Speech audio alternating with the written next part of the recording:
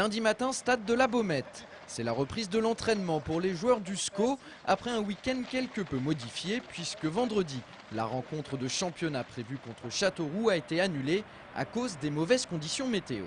Ce n'est pas pour autant que les hommes de Jean-Louis Garcia se sont tournés les pouces. Vendredi soir, à la place d'affronter la Berrichonne, ils ont disputé un match amical face à l'équipe de Saumur qui évolue en CFA2. Rencontre qui s'est jouée sur le terrain synthétique du stade Paul Robin à Belle-Beille. Score final 0-0.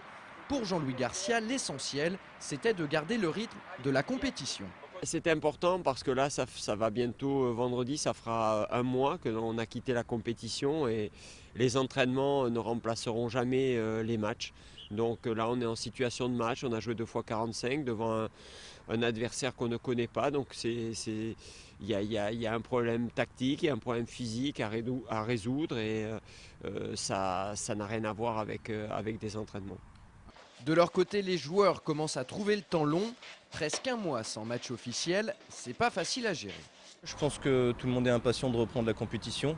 Ça fait un mois qu'on n'a pas joué. En fait, c'est comme si on se retrouvait au mois de juillet, enfin au mois de juin et qu'on reprenait au mois de juillet, quoi. On a eu un mois de coupure, c'est comme une reprise d'été. On a envie de jouer. Quand on est compétiteur, on a envie de retrouver ça rapidement. Ça vient vendredi, c'est pas loin.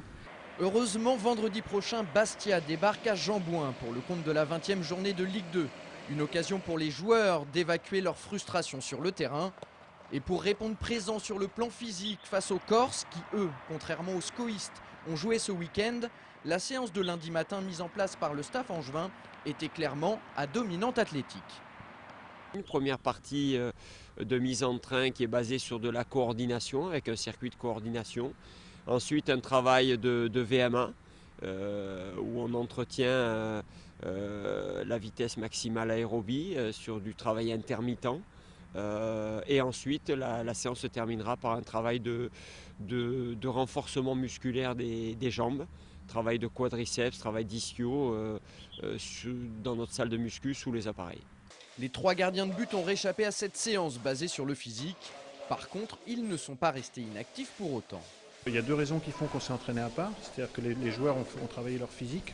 Donc nous, quand eux travaillent physiquement, les gardiens, moi c'est là où ils font leur séance spécifique. Et le deuxième motif, c'est parce que les terrains sont impraticables. On est allé à Belle-Beille sur le synthétique, qui est une surface qui nous convient parfaitement quand les terrains sont gelés comme aujourd'hui. Philippe Brunel n'était pas de la partie, lui non plus. Le capitaine angevin souffre toujours de sa cheville suite à l'entorse qu'il a contractée lors de la rencontre face à Metz. Il s'est donc contenté de courir aux côtés de Manuel Noguera, l'adjoint de Jean-Louis Garcia, avant d'effectuer plusieurs petits exercices balle au pied. Sa participation pour le match contre Bastia est loin d'être acquise. Faire une séance comme ça avec le ballon, je n'en avais pas fait depuis un mois. Et pour moi, c'est important parce que je n'ai pas de temps à perdre, parce que plus longtemps je resterai on va dire sur le côté et plus longtemps ça sera dur de revenir parce qu'on perd quand même le rythme.